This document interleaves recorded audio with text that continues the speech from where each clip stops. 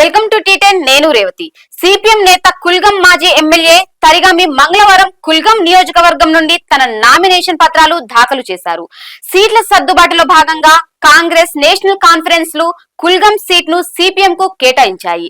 దాంతో ఇక్కడ నుంచి సిపిఎం అభ్యర్థిగా తరిగామి పోటీ చేస్తున్నారు. 1996 నుంచి వరుసగా 4 సార్లు తరిగామి ఈ నియోజకవర్గం నుంచి గెలిచారు. దేవసర్ నియోజకవర్గం నుంచి పోటీ చేయాలని సిపిఎం తొలుత భావించింది. కానీ అలయన్స్ భాగస్వామ్య పక్షాల మధ్య చర్చల అనంతరం దేవసర్ నుంచి సిపిఎం వైదొలగాలని నిర్ణయించింది.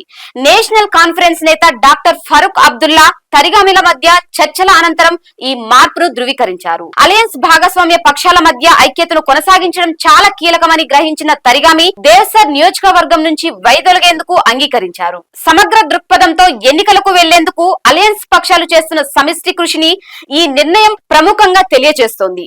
సమిష్టి కృషి ప్రభావాన్ని పెంచడంపై దృష్టి కేంద్రీకరించింది.